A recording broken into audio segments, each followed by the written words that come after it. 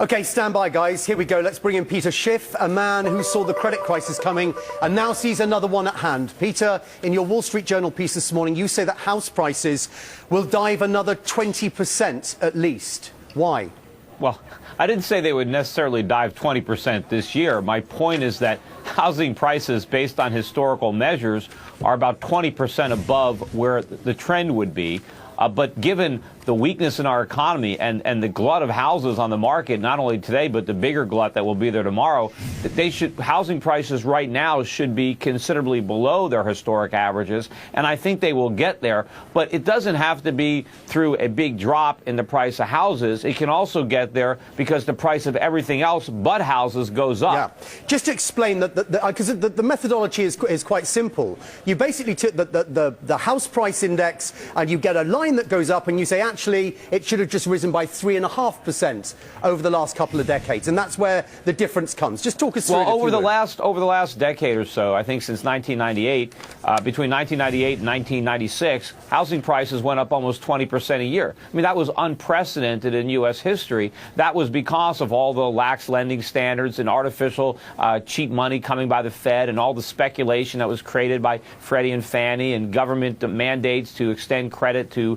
subprime borrowers. So that was the aberration. Sure. And prices started to fall. That's part of the correction. But they still haven't fallen enough because the government is still artificially propping them up. Peter, I have a question for you here, and I think you wrote an excellent editorial. I really encourage our viewers to read it. But when you show that excellent graph in your editorial that the market got as frothy as it did in 2005, 2006, into 7, and you were calling for, I think, just a reversion back to mean. In other words, just back to trend. When a market gets that frothy historically, it actually then overshoots to the downside. So isn't 20% actually being somewhat careful? Don't you think that we need a bigger correction than that? That's what I mentioned that in my piece. I expect at least 10% below trend. You know, when pendulums swing far to one side, they go to the other side before they go back to the middle. And, you know, when you look at what the economy is going to be like in the years ahead, we're going to destroy so many households because a lot of children are going to move back with their parents. A lot of grown parents are going to move in back with their children. I think a lot of Americans are going to start taking on boarders. So you're going to have a glut of property on the market. We're going to have a lot more people who are unemployed,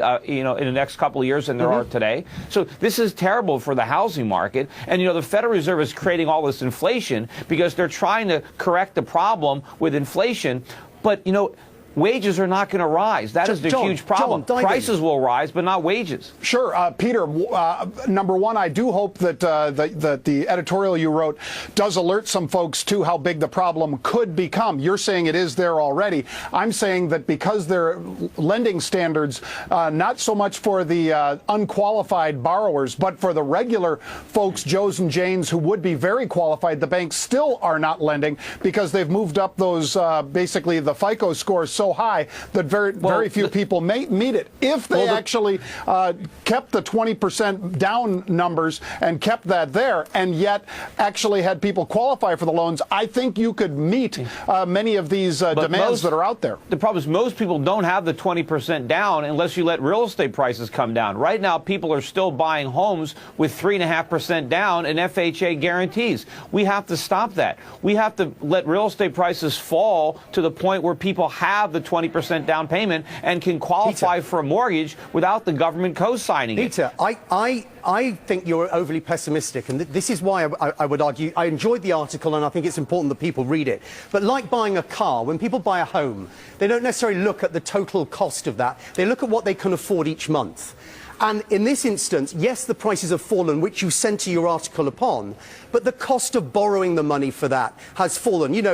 Larry remembers 15% rates on mortgages. You can get them at 4 or 5. That potentially will make up the 20% gap in affordability that you recognize as the price difference. Well, the only reason that you have that affordability is because interest rates are temporarily low. But it's real. You can lock in. It's real, and therefore the effective price of property is far lower. Well, if you take an adjustable rate, even if you take a 30-year fixed rate, in many of these overpriced markets, it's still a lot cheaper to rent, even with these rates. And of course, you got to remember that you have property taxes that are going up, you have maintenance, you have insurance, you have other costs of home ownership. And I think when a lot of people were buying homes, They were buying homes because they wanted to make money. Realtors were telling people, you're throwing money away on rent, you got to get rich, you got to buy real estate. I tell you, let me bring in Brian Kelly, because he's got some trades on what you're saying. Brian. Well, so, hey, Peter, it's Brian. I'm curious. It sounds like you're talking about this glut of homes, and it sounds like you're betting that housing prices will fall, inflation won't rise. So would you be shorting copper here? That seems to me to be the play on what you're saying. No, I'm long commodities. The Fed is going to keep creating inflation because it wants to stop real estate prices from falling. So they we won't don't have succeed, to worry but they about will real make estate other prices prices rise. Excuse me? We don't have to worry about our house prices falling, then, is what you're saying. Well, no, they're going to fall in real terms. Yeah, maybe they won't go down by 30. But the average American won't understand that, right? The average American is not going to see that. But they'll feel it when they have to rent out, their spare bedroom so they can afford to heat their house. Americans are going to be a lot poorer because of what the government is doing. And it doesn't matter if they prevent your house from going down in value, if the price of everything you need to buy, from food to energy, skyrockets, so that the real value of your house shrinks that much more. Patty, what's your take?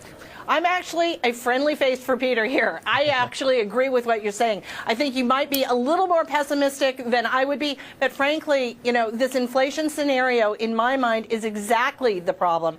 When you start looking at where people are going to be spending their money, it's going to be a huge problem. So, Simon, to go back to what you were talking about when you were saying that things were so cheap, the problem goes back to what we were talking about on the loan scores. You can't get a loan. I mean, there's one of the guys on Fast Money who's trying to get a house settled, and he can't get things straightened out. If someone on this show can't do it, who can? Okay.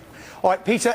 Thank you ever so much for joining us. It's a great article, a great editorial. And don't forget, everybody, Peter is the author of the book, Why an Economy Grows and How It Crashes. Tomorrow's 5 p.m. show will reveal what could go wrong in 2011. But more on that in a few moments. Let's get the trades on this, Steve. Where do you see people potentially making money here? Short the house builders? Yes, that's exactly it. To keep it very simple, and I did this trade as of yesterday. I'm short the XHB against an S&P long. XHB and most of these builders, anything housing related, had a fantastic December. Most housing related shares are up double-digit percentages in December.